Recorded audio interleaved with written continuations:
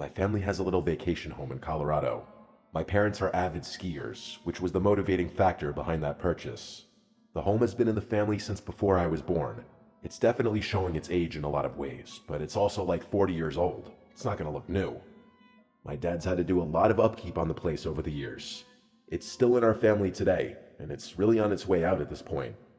My dad talks about knocking it down and putting up a new place, but I don't really get involved in his decision. This story takes place like 15 years ago when I was 8 and my brother was 11. We were up in Colorado during a blizzard. The snowfall was insane, and of course, my brother and I had to go out and play in it. The great thing about going up there when we were kids was the sheer amount of space. The property has a huge opening with wood surrounding in all directions. There's a dead-end road that goes downhill which leads to a few more, almost equally big properties. It's the perfect layout for hide and seek or snowball fights or any number of games like that. My brother Josh and I went out in our snow gear to play our snowball fight game with our own little custom rules. Basically, we'd set up 2 forts. We could pick our forts to be anywhere, but we had to tell each other where we were picking. We would then make one giant snowball as the so-called jewel that we'd have to successfully steal from the other base and bring back to ours. Josh chose to make his base on the nearest neighboring property. There was almost never a car, like 9 times out of 10 that we'd go there, so we'd often play games on their property too since they were never there. What we'd do is build little walls to emulate a fort, and then put the big snowball behind the walls. So to get to each other's bases in this game, we could either cut through the woods, or take the road up or down to get to the opposite fort. Once Josh ran down the road and disappeared, I was supposed to wait for him to blow the whistle to signal that the game began. I waited for a while, like a long while, over 5 minutes. He had already set up his fort by then, so all he had to do was get back down there and blow the whistle. When it hit around maybe the 10-minute mark is when I decided I probably just couldn't hear the whistle from there, so I started plotting my route. Was it better to go through the woods or down the road? I opted for the road because honestly, going through the woods during a blizzard at 8 years old was a scary thought. I started trudging through the unplowed snow on the ground as flakes of snow blew into my face. With the amount of layers my mom made me put on though, I wasn't cold at all. As I approached the driveway to the neighboring property, I looked through the trees and didn't see Josh over there. With all the brush and trees bare in the winter, it was quite easy to see through the woods. So I cut into the property through the trees to kind of sneak in, but Josh was literally nowhere in sight. I saw his fort, so I looked around. And when I could confirm he wasn't anywhere in sight, I approached his fort to grab the jewel. Before I could, I heard a woman's voice yelling out, "Excuse me, are you looking for your brother?" I turned in the direction it came from, and it was an older woman at the front door of the neighbor's house. I called back that we're playing a game. She responded with, "Your brother's in here." I was very confused. I started walking towards the front steps of the house, and as I got closer, the woman's face got clearer. To my 8-year-old mind, she looked a lot older than she probably was. As I got closer to the house, I noticed at one of the upstairs windows, there was someone looking out at me. For a second, I actually thought it was Josh. It was someone with half their face covered, presumably by a black beanie, and the bottom part of their face covered under the bottom of the window. I also noticed another trail of footprints leading to the front door. They had to be Josh's. The woman was giving me a very creepy smile. I remember that feeling of my heart dropping for some reason. She waved me inside to come in and get out of the cold. I stopped dead in my tracks and screamed, "Josh," but there was no response. The woman stopped smiling. She didn't expect me to do that. I also noticed that the other trail of footprints was doubled over. If it was Josh, his footprints turned around and headed back towards the woods. I then heard heavy footsteps from inside the house. They sounded like they were upstairs coming down. I started to run. The woman screamed something at me or someone else that I didn't understand. I looked back once at the house, and that face that was upstairs at the window before was no longer there. I ran off the property back on the road, running through my previous footsteps. I started to hear my dad's whistling from up the hill, the whistling he'd do to get my brother and I home at dinner time. When I made it back to our driveway, my dad and Josh were there already, having been on their way to get me. Before I could even try to explain what just happened, Josh was already telling me that there were people in the neighbor's house telling him to come inside. I said the same exact thing happened to me, so my dad went down there with some kind of weapon in his hand while we waited in the home with our mom. He came back after a long while and said that the front door was locked and no one was answering, so we went to another neighbor's house, and they knew the owners of the house and they called them. This part still gives me chills whenever my dad mentions what he was told. The owners of that house were not there that weekend.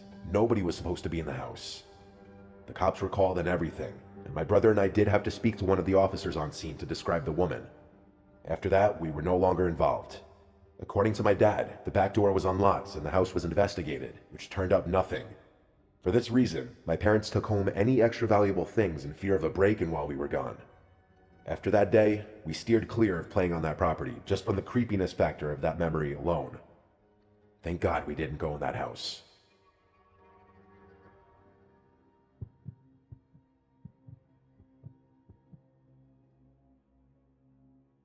I've been skiing for as long as I've been able to walk. My parents used to ski competitively. That's actually how they met. So it was really important to them that my siblings and I learned as early as possible. Fast forward about 20 odd years, and that's how old I am now. This story happened to me a few winters ago when I was 21 years old. I was a senior in college. Everyone knows the best skiing accessible to the Northeast is Vermont. It was going to be a trip like any other. It was me, Jaden, Rylan, and Amir. I can't remember for the life of me what mountain we were skiing that trip, as Jaden had booked the whole thing and Rylan was driving. What I do remember was that it was massive, with like 7 ski lifts covering all the different peaks. If I had to guess, it was Killington. We skied nearly 2 full days, and I'm sure there were still trails we missed. That's how big it was. It was the second day. After skiing the day before, we had a pretty good grasp on the trails we enjoyed, so this day would mostly be about testing ourselves and pushing the limits, as per tradition. I'd also be lying if I said we didn't have a handful of fireball shooters to liven things up. We were having an extremely enjoyable trip. The double blacks never got boring, and racing down each slope was its own little game. We had maybe an hour left until the lifts closed. We were all exhausted, but we knew as soon as we hit the road to head home, we'd instantly miss the mountain again. We were contemplating how we would end the trip at the top of the lift, when 2 girls without their helmets made their way over to us. Now this might sound a little odd to some people, but I wouldn't be doing this story justice if I left out this detail. The girls, one brunette and one blonde, were drop-dead gorgeous, and I don't say that in any type of strange way. They were just objectively 2 of the most beautiful women I'd ever seen in person. It was disarming. They introduced themselves as Taylor and Devin, and we started making small talk. They basically told us that they were bored because the mountain was full of older folk, which was actually something I had remarked to my friends about the day before, so it made sense why they approached us. A group of young guys that seemed around their age. Devin seemed like a really seasoned skier, as she kept asking Amir all these technical questions about his skis. Him and Rylan actually own their own expensive skis as opposed to renting like Jaden and I always did, which the girls seemed to be impressed with. Taylor made a comment about our shooters, and we jokingly told them that the alcohol unlocked our true ski potential or something dumb like that, which they found funny. To our surprise, Devin pulled out an unmarked bottle and taunted us, calling us bitches for sticking to a drink as tame as Fireball. The 4 of us welcomed the challenge and happily swigged some of their bottle, which I could tell sent Rylan a little over the edge. He tends to drink more than he could handle, so this wasn't too surprising. I made a note not to drink too much because something about this whole situation just rubbed me the wrong way. I still had trouble believing that these 2 girls would want anything to do with some dumb kids like us, especially since we were all wearing helmets and our faces weren't exactly visible. Things were going really well though. Amir was being his usual overly flirtatious self, but Taylor seemed like she was into it, so I didn't complain. I figured we were just going to spend the remainder of our time on the slope with these girls, which I didn't really mind too much. Hell, maybe they knew something we could do after the slopes closed. Just then, Devin asked us if we had skied down a trail called Devil's Forest, a name which I definitely didn't recognize. Our other friend Chase would have had the trail map memorized as he's literally a walking GPS, but he wasn't with us. We told them we hadn't, and they explained that it was a glade trail that's a little obscure and rarely open. For those who don't know, glades are basically trails that extend in between trees so that you're skiing through a forest. We actually enjoyed skiing glades more than anything else, so this Devil's Forest trail piqued our interest. We told them we were game, and they motioned for us to follow them. We reached a choke point on our skis, and they told us to take them off because we had to walk slightly uphill for a short while. I could tell we were in a relatively desolate part of the mountain, as the snow was perfectly fresh and there was no one around. The thought of an adventure was kind of invigorating though, so I thought nothing of it. Drunk and curious, we clipped our skis off and followed the girls up the mountain. Amir and Rylan ran ahead, presumably to flirt some more with them, and Jaden and I hung back a little bit to give them some space. As we followed, I could tell Jaden looked a little wary, so I asked him what was on his mind. I like to think of us as the rational, level-headed ones in the group. Amir was too unpredictable and impulsive, and Rylan would follow a girl if she led him off a cliff. Jaden said that it was weird that this supposed trail would be inaccessible from a ski lift, which I agreed with. I had never had to walk uphill to reach a trail before. We agreed to just keep a keen eye on things. What could two girls do to a group of four big guys anyway? They led us into the forest, and the terrain finally started leveling out. Jaden and I caught up with the group, and it was apparent that Rylan and Amir had both made considerable progress. Rylan had his arm around Devin, who was smiling and laughing. They pointed in the same direction we had been traveling, which had all of a sudden become a downward slope. I sighed, knowing this was another instance where we could have used Chase's help. He would have known exactly where we were and where this trail would have led. Jaden was still skeptical and asked the girls if they were sure that this was a real trail. They responded yes and told us that it would also take us right back to the lifts. Before I could say anything, Devin pulled the bottle out again and told us we had to finish it. Amir and Rylan happily took some hefty swigs, but when the bottle got around to Jaden, he said he was drunk enough. As soon as he spoke, I could have sworn Devin's smile became a really angry scowl for a split second, but by the time I blinked, she was smiling again. I must have been the only one to notice because I looked around at my friends and their expressions were all normal. She put on a seductive smile and batted her eyes at Jaden, asking him nicely. He reluctantly grabbed the bottle, if just to shut her up.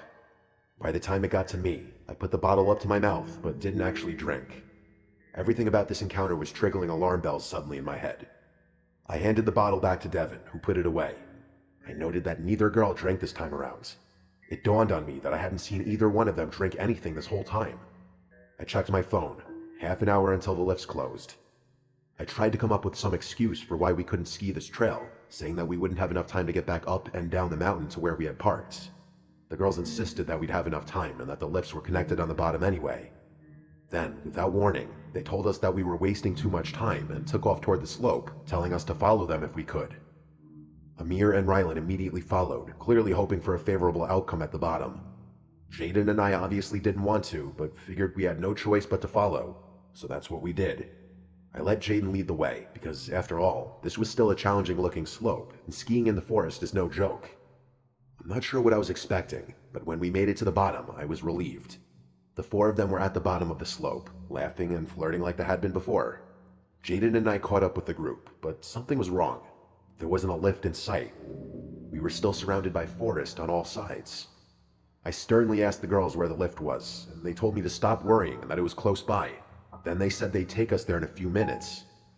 I relaxed a little, assuming that I was worried this whole time about nothing. As I was rubbing my eyes, I heard a distinct thump in the snow. I opened them to see Rylan, who was literally passed out on his back in the snow. The girls laughed, calling him a lightweight, but I could tell it was more serious than that. Before I could even react, Amir slumped over too.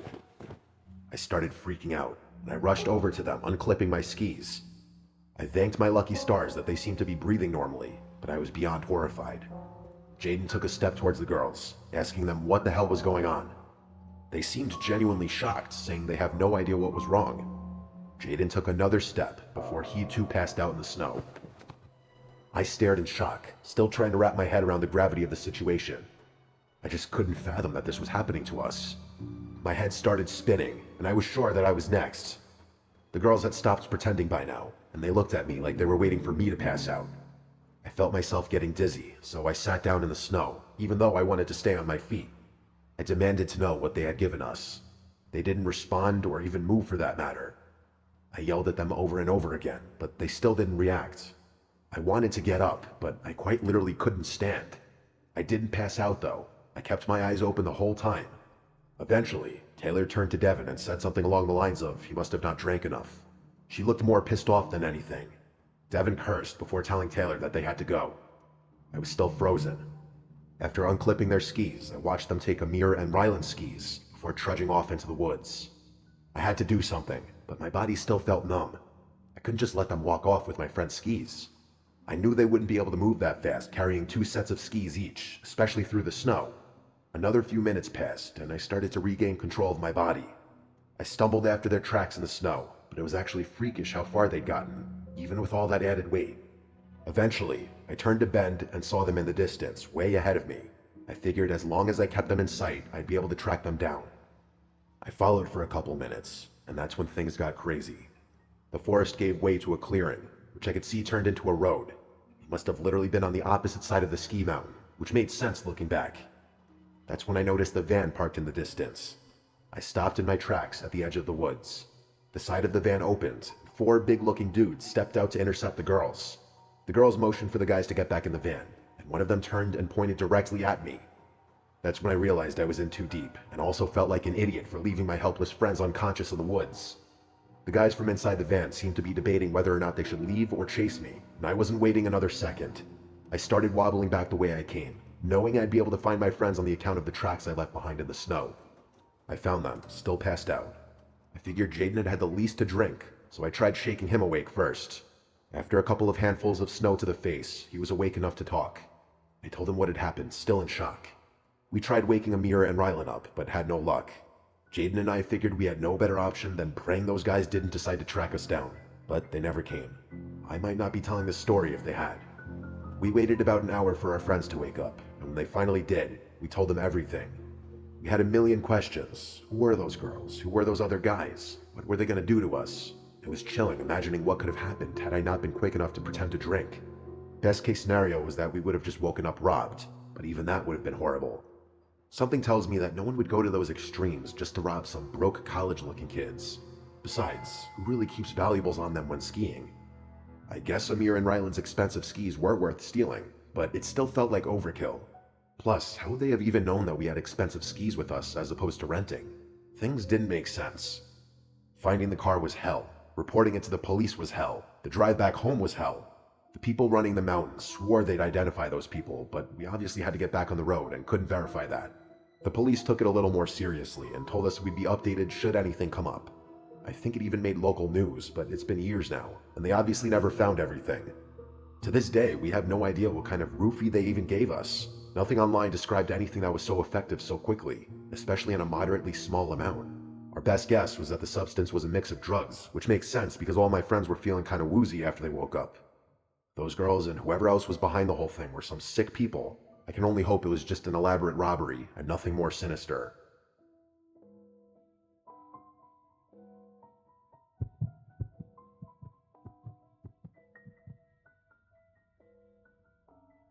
This is gonna sound a little weird, but bear with me. Every winter, my friends Kyle, Ricky, and I have this little tradition of walking out onto this frozen lake a few towns over. It's not some grand event or anything, we just do it for fun.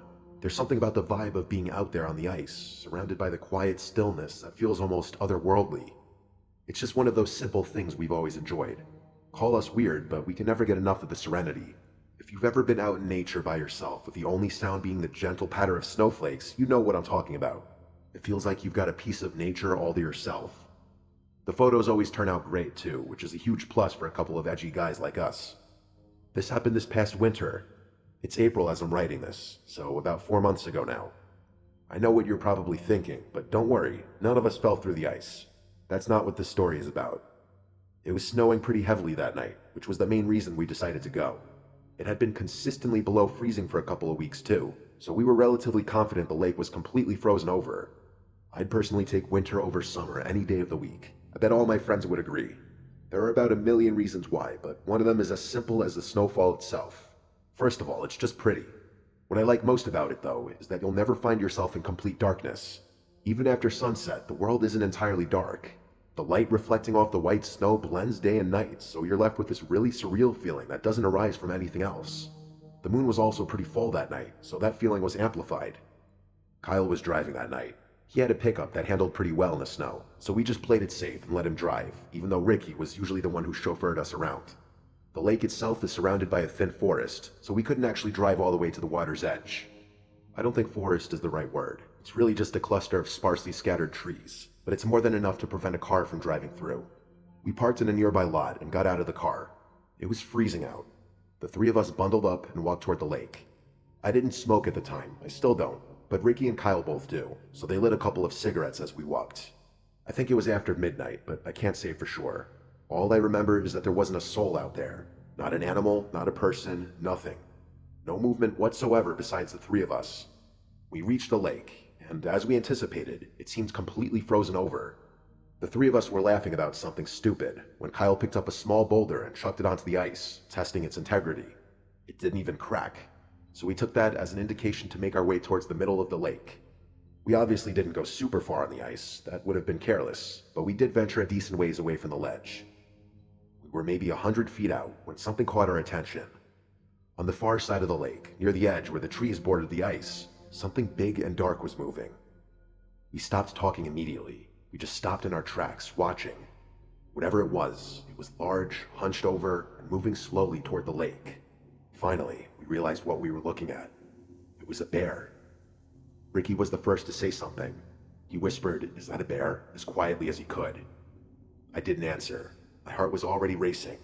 If it was a bear, the last thing we wanted to do was draw its attention. We stood there, frozen, not even daring to breathe too loudly. But then, as the figure moved closer, something felt off. The way it walked wasn't quite right. Too upright. Too human. It also looked like there was something dragging behind it. Nothing about it made sense. It was one of the most bizarre things I'd ever seen. And that's when it straightened up completely, and we realized the truth all at once. It wasn't a bear. It was a person. A person wearing some kind of bear suit. Kyle said, "What the hell," in a low voice, and I was thinking the same exact thing. I know it doesn't sound scary in a generic sense, but if you had been there, you would have been terrified too. I tried to respond, but the words wouldn't come. I don't know if I was more afraid or confused, but something told me to stay quiet. The figure kept moving toward the ice, dragging something behind him. At first, it was hard to tell what it was. The snow blurred the details, but as he got closer, I realized he was holding a rope that was attached to the thing he was dragging, and a few moments later, we could see it more clearly. It was a small black bag. It looked like a smaller-sized garbage bag, if they even made those. Either way, it was chilling. We stood there, unsure of what to do. My mind was screaming at me to turn around and leave, but my body felt paralyzed. I couldn't move. I don't think Ricky and Kyle were too keen on turning around and leaving either, because neither one of them flinched. I probably wouldn't have left right then, even if I hadn't been so scared. I needed to know what that person was doing. And then, as if the situation couldn't get any stranger, the man unzipped and stepped out of the bear suit. Seeing him as a person didn't make things any better. He wasn't particularly large or intimidating, but there was something unsettling about him. We watched as he bent down, presumably to pick up a rock, but I couldn't tell from so far away. And then the sounds started. He knelt down, holding what looked like a rock, and began repeatedly slamming it into the ice. It might have been placebo, but I swear I could feel the vibration in the ice even from the distance. He was trying to break through, most likely to dispose of whatever was in that bag. Ricky tapped my shoulder, and I turned to see him and Kyle moving back towards solid ground. Without a word, I followed suit, and the three of us tried to move quickly without making too much noise. Every step felt deafening in the quiet, even though I knew there was no way that guy could hear the crunch of snow from that far away. We barely made it a few yards when a voice yelled out, "Hey," from behind us. I didn't even look back. I just started running, praying that guy didn't have a gun. The cold didn't help. I found myself starting to get winded after not even a minute of running. I don't know if he followed. I don't think he did, but in that moment, we were in full-on panic mode. We reached the edge of the lake, and at that point, I was gasping for breath. After a very short break, we made our way back to the car silently, and Kyle drove off immediately. None of us had any idea what we had just seen. Kyle said it was probably someone dumping their trash, but I told him that was ridiculous. Who in their right mind would dress up in a bear suit in the middle of the winter to illegally dump their trash? There was no way. Ricky said it was definitely someone dumping a body, but I told him the bag was way too small for that. The three of us talked about it the whole ride home, but we couldn't agree on a definite explanation. We never got an answer. The reason I'm thinking about this now is because my mom was watching TV the other day and an old missing persons report popped up on the screen. It was a child from around our area, and the timeline of his disappearance matched up pretty closely with what we had seen on that lake. I'm not jumping to conclusions. I know it's a long shot and probably just an unfortunate coincidence, but I can't help but wonder if those two things are somehow related. By the time you're hearing this, we've probably reported our sighting to the police.